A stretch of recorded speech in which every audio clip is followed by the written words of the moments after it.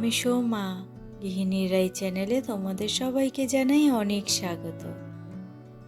আজ হলো শুক্রবার, এখন বাজে ওই সকাল 7টা মতো। আটাটা শেষ হয়ে গেছে, তাই আটাটা এখন রিফিল করে নিচ্ছি। আজকে টিফিনে দেবো রাইকে রুটি, তার জন্য আটাটা মাখতে গিয়ে দেখি আটাটা নেই, তাই ভাবলাম আটা ভরে নিয়ে তারপরে রুটিটা বানিয়ে নিই।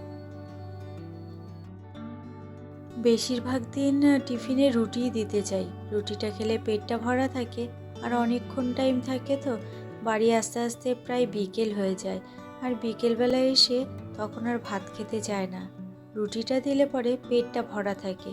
আবার জানো তো, কোনো কোনো দিন ভাতও দিয়ে দিই, তাতেও কোনো অবজেকশন নেই ওর। আর পাস্তা চাউমিন এগুলো একটু কমই দেওয়ার চেষ্টা করি এখন।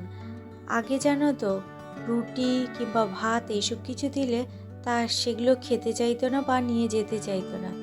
স্কুল লাইফে তো অনেকটাই ছোট ছিল, তাই না? কলেজে ওঠা মানেই অনেক বড় হয়ে যাওয়া। আর এখন এর জন্য টিফিনের কোনো ঝামেলাই নেই।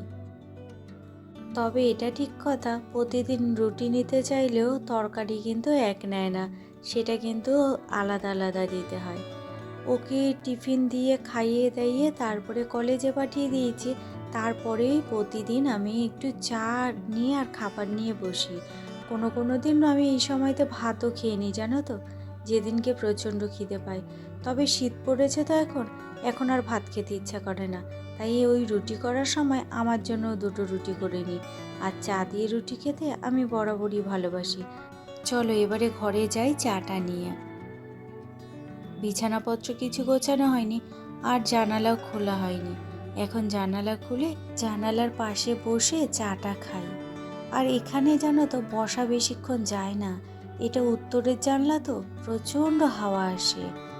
এখন তো তবু বসা যাচ্ছে, আর কদিন পরে এই জানলাটা খোলাই যাবে না, এত হাওয়া আসবে। আর ঘর পুরো ঠান্ডা হয়ে থাকে, এই কারণে জানালাটা খুলিও না। আর রোদও তো সেরকম পড়ে না, যা পড়ে ওই ব্যালকনির জানালাটার ওখান থেকে, তাও অল্প একটু সময়ের জন্য। তবে হ্যাঁ, গরমকালে কিন্তু অনেকটা সময় রোদ থাকে, যেই সময়টা প্রয়োজনই নেই।